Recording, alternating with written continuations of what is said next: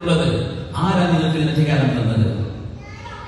നമ്മൾ മുഴുവൻ അല്ലാഹുവിന്റെ മുമ്പിൽ വിചാരണയ്ക്ക് കൈകൊണ്ട് നിൽക്കുന്ന ആൾക്കാരാണ്. ഈ എഴുതുന്നവരും കേൾക്കുന്നവരും ലൈക്ക് പറയുന്നവരും ഫോർവേഡ് അടിക്കുന്നവരും അല്ലാഹുവിന്റെ മുമ്പിൽ കൈകൊണ്ട് നിൽക്കേണ്ടി വരും. ഹബീബായ തങ്ങൾ രണ്ട് കാര്യം നമ്മുടെ കയ്യിൽ തന്നിട്ടാ പോയത്. ഒന്ന് കിതാബ് അല്ലാഹുവിന്റെ ഖുർആൻ, പിന്നെ പറഞ്ഞു വഖറാബതി, എന്റെ കുടുംബം സയ്യിദന്മാർ.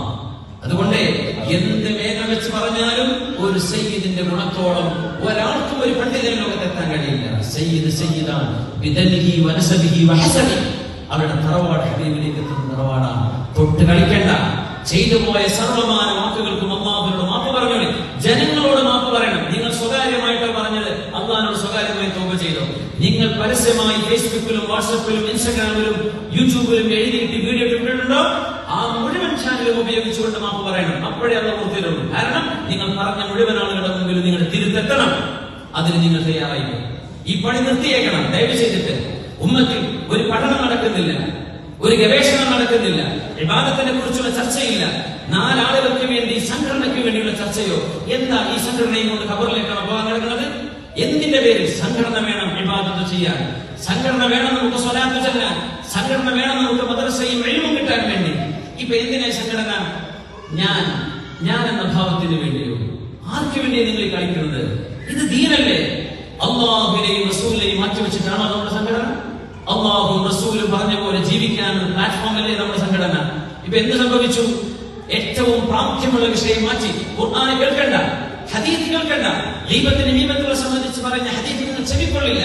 പണ്ഡിതന്മാരെയും ആലിമീങ്ങളെയും സാദാത്യങ്ങളെയും പറയാൻ പാടില്ല, ആക്ഷേപിക്കരുത്, മിണ്ടാതിരുന്നോ എന്ന് പറഞ്ഞാൽ കേൾക്കാൻ പോലും നിങ്ങൾക്ക് ചെവിയില്ല. പിന്നെ എന്തിന് നിങ്ങൾ ദീന്റെ പേരിൽ എഴുതണം? നിങ്ങൾ ദീനാണോ ചെയ്യുന്നത്? അതുകൊണ്ട് വേദന കൊണ്ട് പറയാം, ഏതൊക്കെ ആവേശം കൊണ്ട് കിടക്കുന്ന ആളുകൾ, അത് രാഷ്ട്രീയ ലക്ഷ്യമാകട്ടെ, സംഘടനാപരമായ ലക്ഷ്യമാകട്ടെ, എന്തോ ആകട്ടെ, അല്ലാഹുവിന്റെ റസൂലിന്റെ മൗലിദോ ഹബീബിന്റെ മദ്ഹോ പറയാൻ നിങ്ങൾക്ക് അവകാശമുണ്ടെങ്കിൽ അഹ്ലുൽ ബൈത്തിനെ വെറുതെ വിട്ടേക്കണം. എന്നിട്ട് മതി നിങ്ങളുടെ മൗലിദ്. അഹ്ലുൽ ബൈത്തിനെ വെറുതെ വിടാതെ മൗലിദ് ഓതിയിട്ട് കാര്യമില്ല. ആരെ ബോധിപ്പിക്കാനാ? കളിയാക്കുകയാണോ നിങ്ങൾ? ഇവിടെ വന്ന് അശ്റഖൽ ബദ്റു അലൈനാ എന്ന് പറയാൻ മാറി നിന്നിട്ട് പാണക്കാട് സയ്യിദ് അവറുകളെയും ജിഫ്രി തങ്ങളെയും മറ്റു സയ്യിദന്മാരെയും നിങ്ങൾ കുറ്റം പറയില്ല. ഇതെന്ത് മൗലിദാണ്? ഇതാണോ മൗലിദ്? ഇത് മൗലിദ് അല്ല. മഹബ്ബത്തിനാണ് നമ്മൾ ചെയ്യുന്നത്. മഹബ്ബത്ത് ഖൽബിലാണ്. നിങ്ങളുടെ എഴുത്തിലും മനസ്സിലും വായനയിലും പ്രവൃത്തിയിലും ഇതില്ലാത്ത കാലത്തോളം ഈ ചട്ടം കെട്ടി നിങ്ങൾ നടക്കരുത്. അല്ലാഹുവിനെ വിചാരിച്ച് പറയാണ്,